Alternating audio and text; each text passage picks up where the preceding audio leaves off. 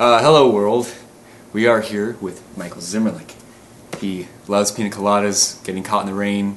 He's an avid thrill seeker, but more importantly, he's the president and founder of 80/20 Records. And as Dan mentioned, I'm Michael Zimmerlich, president of 80/20 Records. This is Dan and Derek from the band 42 Eternal. They are an indie rock group from Phoenix, Arizona, and they love Star Wars and playing really bad shows. Yeah, especially the second one. Yes, especially the second one. That's Ladder, right? The Ladder? Yes, the Ladder. Alright, the former is the one before. What exactly is 80/20 Records? And what inspired you to create it?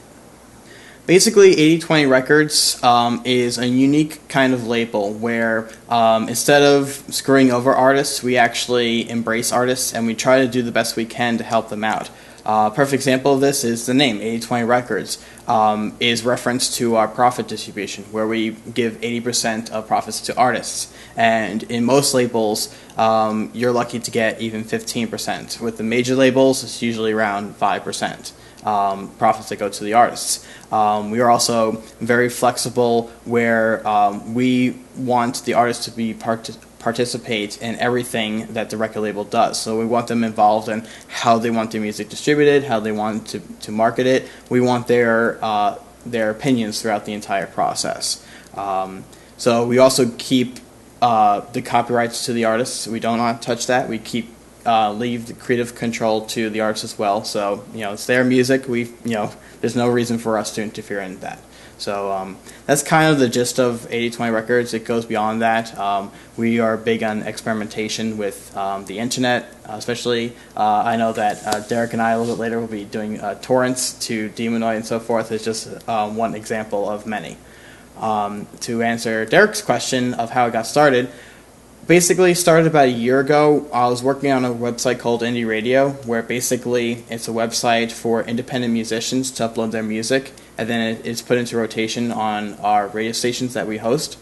And based upon what we learned from that, and going further, my friend of mine who was working with the website with me at the time, his name is Zach, he came up with the idea of doing a record label. And I said, that's a really interesting idea. And then I came to him, I said, well, how do you feel about giving 8% of profits to artists? And he basically said, you're crazy, but I love it.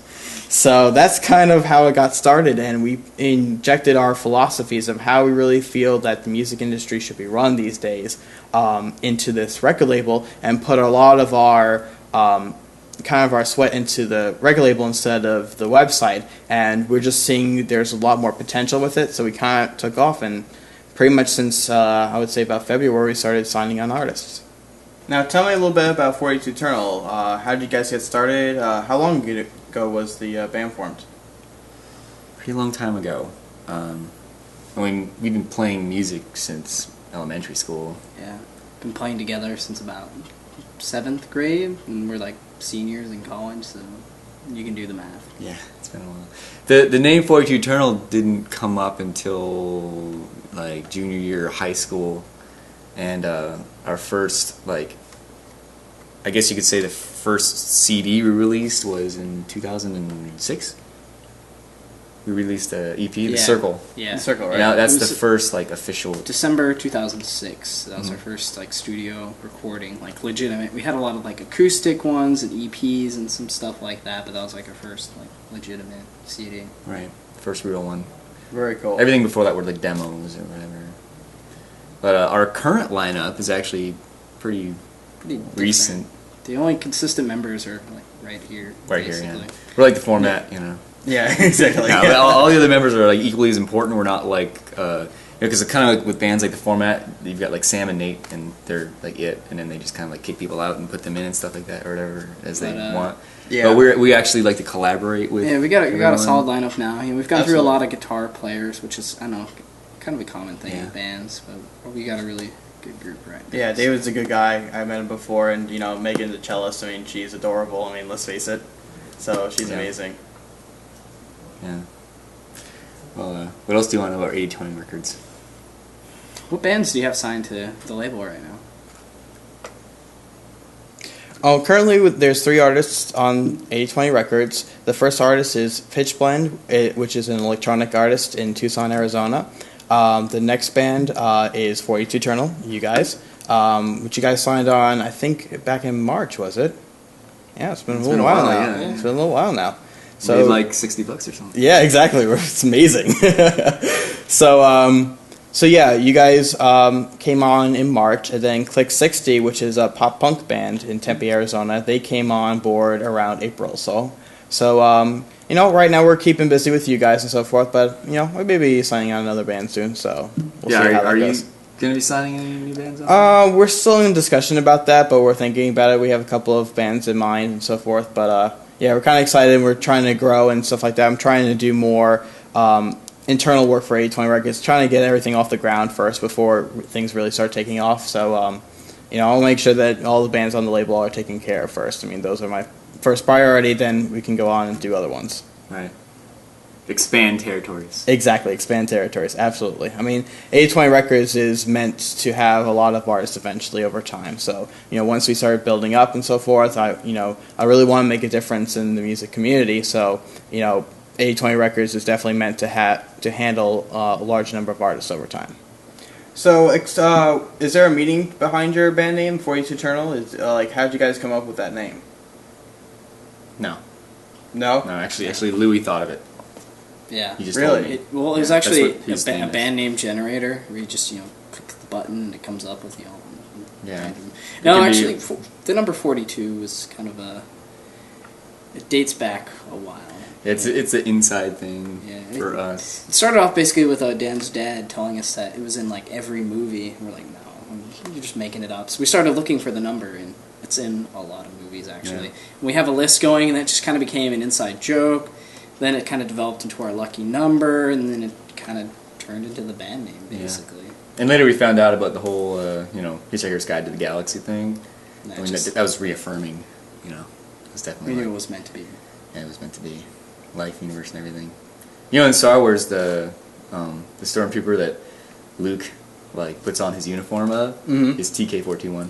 Oh, that's interesting. That's just I didn't that's just think a about random. that. That's just random one. reference. Yeah, That's just one. it's just one That's of many. That's pretty amazing. Yeah. So, let's talk about your songs a little bit. What are where your inspiration comes from for your songs?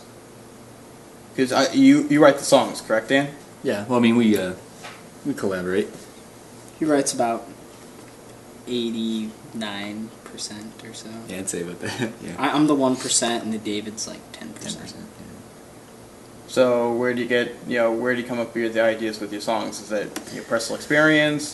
Just random stuff? Yeah, it's a lot of personal experience. Sometimes it's just being inspired by a name, like Cheap Thrills, Easy Girls. Derek just said, it'd be a cool song name, Cheap Thrills and Easy Girls. I was like, yeah, that would be Idea. cool. And then I wrote the song. Wow. So Cheap Thrills really isn't even based off of actual events. Yeah. So much as it was just But then the song "Sorry Chuck" off of The Circle actually derives from a long story of us in our rehearsal studio. There was a Coca-Cola machine, and we were bored one day and just being dumb guys decided we were gonna run and drop kick it for some reason. And then the caretaker of the rehearsal studio, his name was Chuck, and he busted in and started yelling at us. Yeah. And we couldn't say why we were doing that. I'm sure everybody's had those random guy moments where you just do something stupid, and then we're like, man, we just feel like we cheated on a girlfrild or something and got caught. We And felt then so bad about it. That's how that song came about. So that's just one example. Yeah. Well, it was great talking with you guys. Yeah. Louis enjoyed it. Absolutely. I hope you did too. Yeah, it was fun. Hope you guys enjoyed it. Yeah. Absolutely. So we're gonna be back at some point. Gonna play some crappy shows. Release some good music and have lots of fun. I think there's a show coming up too, isn't there? That's right, on Halloween. Well, not literally on Halloween, October 29th. Yeah, we're too cool to have it actually on Halloween, so we're doing it earlier. Yeah.